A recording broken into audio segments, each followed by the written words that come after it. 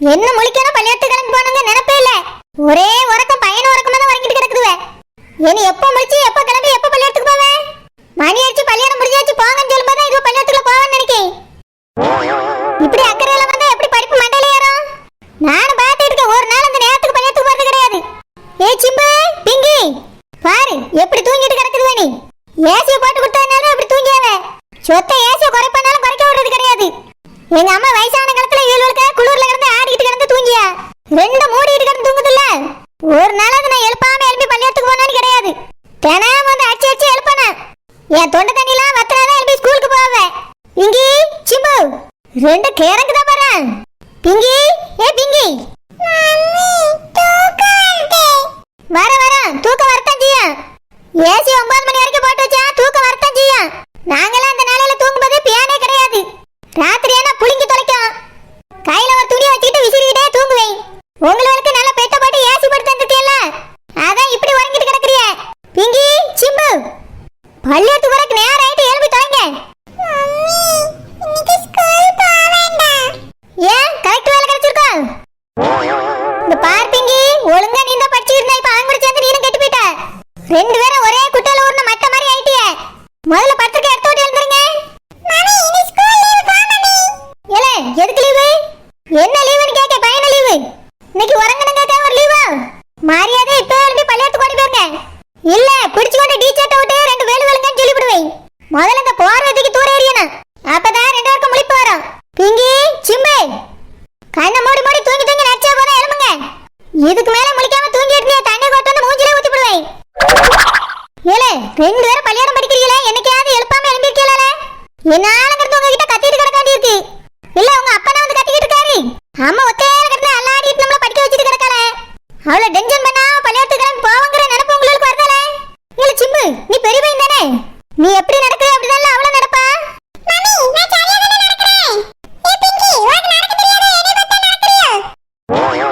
நான் எந்த நடைய சொன்னேன், நீ எந்த நடைய சொல்லிட்டு இருக்கல?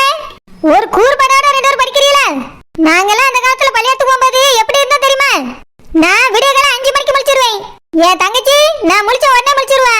எங்க அம்மா நாங்கெல்லாம் முழிக்கிறதுக்கு முன்னாடி முழிச்சிருவா. பேசல இப்பவே எகத்தாளமா பேசு. நாங்க 5 மணிக்கு முழிச்சுவோனா சும்மா உட்கார்ந்து இருக்க மாட்டோம். இல்ல எங்கயாவது தூங்கலாமான்னு போய் படுத்து தூங்க மாட்டோம். தூங்கி முழிச்ச உடனே நான் விளக்கு மாத்த எடுத்து பெருக்காக்கு போயிருவேன். என் தங்கச்சி வீட்டுக்குள்ள நடக்க பாத்திரத்துல அள்ளிட்டு விளக்காக்கு போயிருவா. பாட்டி சமைப்பா பால் கறப்பா. நாங்க எங்க வேலையை பார்த்துட்டு தான் நாங்க பள்ளியத்துக்கே போவோம்.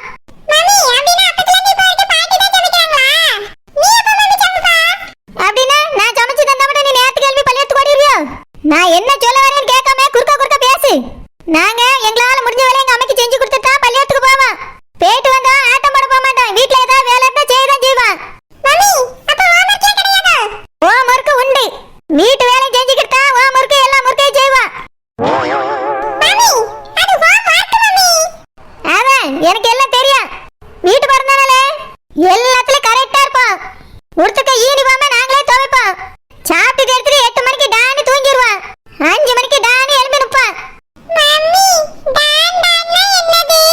இத மட்டும் நல்லா கேளு. யாரும் எங்களுக்கு சொல்ல வேண்டியதுல நாங்களே டான்னு எல்லாத்தையும் செய்வோம் சொல்லியே. அது படிச்சேன். என் தங்கச்சி நீரோஜா காலேஜுக்குலாம் போய் படிச்சா. என் தம்பி சேகர காலேஜுக்கு போய் படிச்சிருக்கான். படிச்சிருக்கு நிறைய படிச்சிருக்கு. விவரமா கேக்குது பைபிளியலு. அது அப்பே மாதிரியே விவரம். நான் படிச்சதை சொல்லவா முடியும்? இல்ல கதை விட்டா போதும். போய் பள்ளியத்துக்கு கிளம்புங்க. நான் போய் 2 தோசை சுட்டு எடுத்துட்டு வரேன். அப்போ மாடு மேய்க்கிறியா? நம்ம வீட்ல 10 மாடு இருக்கு. தினமா மாடு மேய்ச்ச மட்டும் பத்தாது, சாணி எல்லாம். மாடு முட்டி ஆயிட்டு தான் இருக்கா, அது சாணி போட்டாலே முங்கிடுவா. மாடு மேய்க்கலாம்ல மாடு. பிச்சு விட பிச்சு பள்ளியத்துக்கு கிளம்பி ஓடுங்க 2 பேரும். ரெண்டு பேரும் நான் மேய்க்கிறேன்ல, என்னதான் சொல்லணும். ஏலே மாடு மேய்க்கிறதுன்னா சுலவான்னு நினைச்சுக்கிடாதுங்க. அதுவும் கூட உங்களுக்கெல்லாம் வராது. மாட்டை கொண்டு எங்கேயாவது விட்டுட்டு படுத்து தூங்கினாலும் தூங்கிடுவியா, இல்லைன்னா எந்தாலும் ஒளிஞ்சு போயிருவியா. ஒழுங்கு மரியாதை பள்ளியத்துல போய் படிச்சு வேலைகளுக்கு போறதுக்கு பாருங்க. இதுக்குதான் சீக்கிரம் முடிக்கணுங்கிறது. நாளையில இருந்து நீ அம்மா பக்கத்துல தான் படுக்கணும்.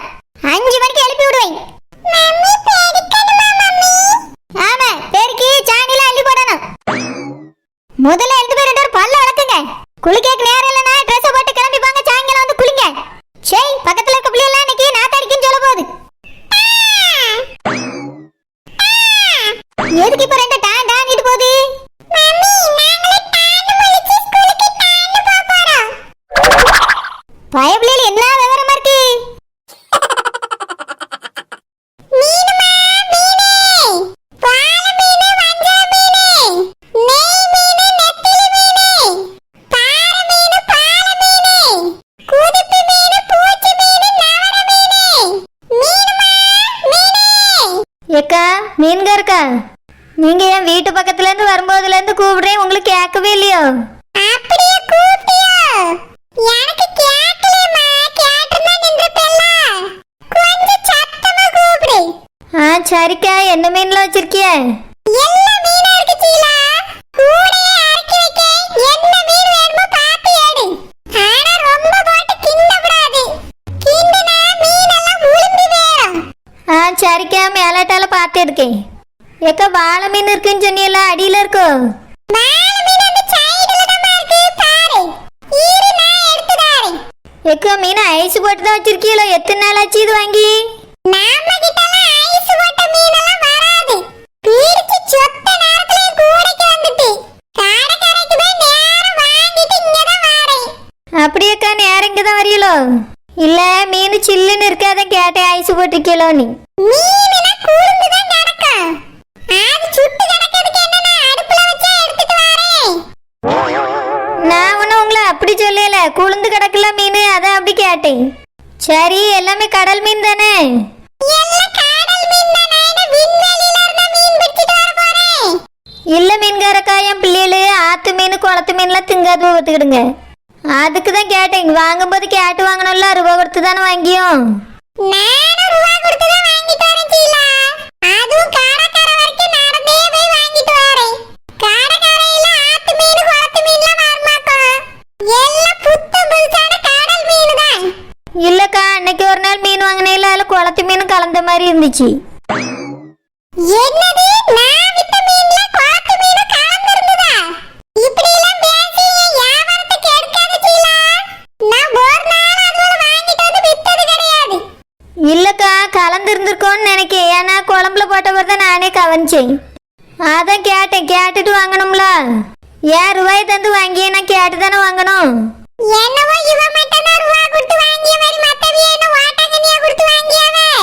வந்ததுல இருந்து ரூபா கொடுக்கே நீனோ 10 லட்சம் ரூபா கொடுக்காம இருந்தா ரொம்ப பியாசியா. மீன்காரக்கா, 50 ரூபாய்க்கு அந்த பெரிய வாழை மீன் எடுத்தாங்க. என்னது 50 ரூபாய்க்கு பெரிய வாழை மீனா? ஒரு வாழை மீனே இப்ப 200 ரூபாய்க்கு விக்குது. உனக்காக வேணா ஒரு 10 ரூபாய் 20 ரூபாய் குறைச்சு தரேன், என்ன எடுத்துக்க. 50 100 போடி மீன் வந்து வரும். இல்லக்கா, அடியில கிடக்கு ஒரு மாதிரி உளுமுன மாதிரி இருக்கு அந்த மீன். அது 50 ரூபாய்க்கு தந்தானே, விற்கிறதுக்குள்ள கெட்டு போனாலும் பெறும்ல. 50 ரூபாய்க்கு தரலாம் தாங்க. 50 ரூபாய்க்குலாம் வாழை மீன் கொடுத்தா எனக்கு கட்டுப்படி ஆகாது. என் நாத்தனார் இருக்க ஊர்ல எல்லாம் ஒரு பிளாப்பட்டி மீன் கொடுக்காம 50 ரூபாய்க்கு. நான் உங்ககிட்ட ஒரே ஒரு மீன் தானே கேட்க, அது தாங்கலாம்.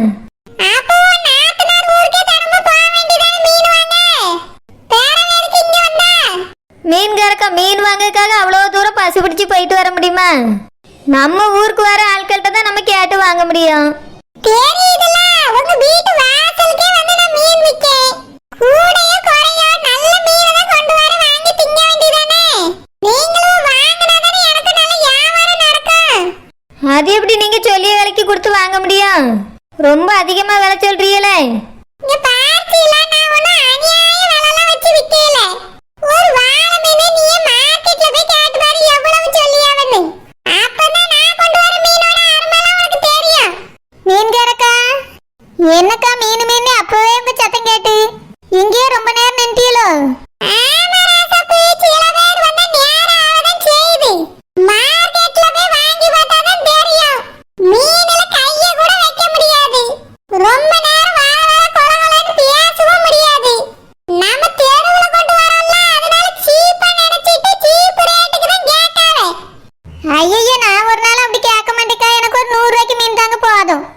என் பிள்ளைகளும் பள்ளிக்கூடத்துக்கு இருக்குல்ல, சோறு கொண்டு போன பாத்துக்கிடுங்க, நேரம் ஆயிட்டு. அப்படியே காலையில சோறு கொடுத்து விடலையோ?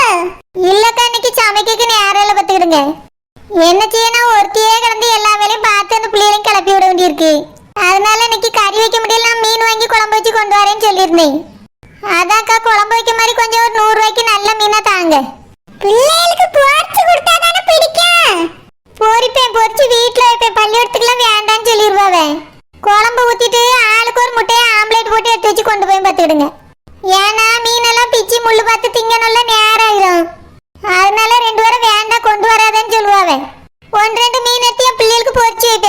போடுங்க. 100 ரூபாய்க்கு கொஞ்சம் பார்த்து போடுங்கக்கா, நல்ல மீனா. சரி ராசாப்பு, இந்த போட்டு தாரேன். இவ என்னும் பாவாமத கையும் காலையும் ஆட்டிக்கிட்டு நிக்காளோ. நிக்கட்ட எவ்வளவு நேரம் தான் நிக்கான்னு நானும் பார்த்தேன். ராசாப்பு, பாத்திரம் ஏதோ எடுத்துட்டு வரலையே, கவர்ல போட்டுட்டுமா? சரிக்கா, வீட்டு பக்கத்துல வந்துருந்தேன்னா பாத்திரம் கொண்டு வாங்கிப்பேன். நீங்க எங்க நிக்கலா, சத்தம் கேட்டுச்சேன்னு பாக்கெட் தான் வந்து பாத்துக்கிடுங்க. அதான் சரி, வந்துட்டேல மீனை வாங்கிட்டு போயிட்டேன்னா டக்குனு குழம்பு வச்சு எடுத்துட்டு போயிருவேன். கவர்ல போடுங்கக்கா, பிற ரூபா தாரேன். சரி ராசாப்பு, 1 ரூபாய்க்கு என்ன 5 10 எனக்கு குறைஞ்சாலும் மீன் வாங்க போறேன்னு கேட்டா தாரதான் செய்வா. உனக்கு கடன் தரதுக்கு என்ன, நான் வீட்ல வந்து வாங்கிடு. இந்த ராசாப்பு எடுத்துட்டு போ. தாங்கக்கா, போயிட்டு வரேன். அம்மா, 100 ரூபாய்க்கு என்ன மீன்? இந்த ரோசாப்புக்கு மட்டும் எவ்வளோ மீன் இந்த மீன்காரி அள்ளி கொடுத்துருக்கா. நம்மளுக்கும் கேட்டு பார்ப்போம். மீன்காரக்கா, இவ என்னும் பாவலையா? சுவாதனையா தான் இருக்கு, கூடே தூக்கிட்டு ஓடிறணும். மீன்காரக்கா, அந்த ரோசாப்புக்கு மட்டும் 100 ரூபாய்க்கு அவ்வளோ மீன் கொடுத்துருக்கிய. என்ன மீன் எடுத்துட்டு போறாவ? பொடி மீனா இருந்தாலும் ருசியா இருக்கும் அந்த மீன். அப்படியே, அப்ப நீ 100 ரூபாய்க்கு மீன் வாங்கிக்க, அதே மாதிரி போட்டு தாரேன். எனக்கு 100 ரூபாய்க்கெல்லாம் மீன் வேண்டாம், என் பிள்ளைகள் திங்காது. என் புருஷனும் அவ்வளோ மீனை விரும்பி திங்க மாட்டாவ, நானும் திங்க மாட்டேன். பேரவேருக்கு மீன் வாங்கி கறி வைக்க 50 ரூபாய்க்கு பார்க்க வாங்கிட்டு போய் கறியை வை. இல்லக்கா, தினமும் ரசமும் சாம்பாரும் தான் வச்சுட்டு கிடக்கேன். இன்னைக்கு அது சொத்தால மீனை வாங்கி போட்டு கறியாவது ஊற்றி கொடுக்கலான்னு பார்த்தேன். அந்த ரோசாப்பு குடுத்தியில அது மாதிரி எனக்கு ஒரு 50 ரூபாய்க்கு போட்டாங்க போதும். 50 ரூபாய்க்கு 100 ரூபாய்க்கு வாங்கிக்க. அதுலயும் குறைஞ்சு மீன் எப்படி போற? ஏக்கா, அதுல பாதி மீன் தந்தா போதும். இதுல நின்னு நேரம் போகுது, பேசாம போட்டு கொடுத்துட்டு போயிருவோம். ஏக்கா, கொஞ்சம் பெரிய மீனை கொடுங்கக்கா, வறுத்து கொடுக்க வேணும் பார்த்துக்கிடுங்க. இங்க பாருங்க, இந்த மீன் எடுத்து போடுங்க. அந்த உங்க கைக்குள்ள இருக்கு பாருங்க, அதையும் போடுங்க. போட்டாச்சு. என்ன மீன் கறக்க அப்படி 4 மீன் எடுத்து போடுறிய? என்ன 2 மீன் போடுங்க. அதுக்கு தான் 100 ரூபாய்க்கு வாங்கன்னு சொன்னேன். என் பிள்ளைகள் திங்காத, நான் திங்க மாட்டேன், புருஷனும் திங்க மாட்டாவன்னு சொன்னேன். இப்போ என்னன்னா அத போடுங்க இத போடுங்க, அப்புறம் கூடயே மொத்தமா கொட்டும்பா. நான் பீடி 50 ரூபாய்க்கு இவ்வளவுதான் பாரம். ச்சே, ரொம்ப கம்மியா போட்டிருக்கேன்னு ஒரே ஒரு மீன் போடுங்களா. இன்னும் ஒரே ஒரு மீன் போட்டுங்க, ரொம்ப கம்மியா இருக்கு. ரோசாப்புக்கு என்ன மீன் போட்டியே? 50 ரூபாய்க்கு 100 ரூபாய்க்கு இவளுக்கு வித்தியாசம் தெரியாது. இன்னைக்கு சுவாதனையா தான் இருக்கு நம்மளுக்கு. இந்த பீடி கவர்ல மீன் எங்க கிடக்கேன்னு ஒரே ஒரு மீன் போடுங்களா. இங்க பார்த்தியா, இதுல 50 ரூபாய்க்கு மீன் போட இல்ல 100 ரூபாய்க்கு போட்டுருக்கேன். இன்னும் போட்டுக்கிட்டே இருந்தா 200 ரூபாய்க்கு போட வேண்டியதான். நீ 50 ரூபாய்க்கு மீனை கேட்டுட்டு 100 ரூபாய் மீனை தூக்கிட்டு போற. ஏக்கா, கோவப்படாதுங்கக்கா, என் பிள்ளைகளுக்கு வறுத்து கொடுப்பேன், அதுக்கு தான் கேட்டேன். நிறையவே போட்டாச்சு பீடி. மீன்காரக்கா, நீங்க உங்க வண்டி இல்லாத உங்க பின்னாடியே வந்துட்டேன் பார்த்துடுங்க. ரூபாய் எடுத்துட்டு வரல தாங்கக்கா, நான் எடுத்துட்டு வந்து தாரேன். நீ எப்ப எடுத்துட்டு வந்து தருவா? அது வரைக்கும் நான் இதுலயே நிக்க முடியுமா? எல்லா நேரமும் சுத்திட்டே கடைசில வீட்டுக்கு வருவேன், ரூபாய் எடுத்து வை. சரிக்கா, ஆனா மீன் தான் ரொம்ப குறையா இருக்கு.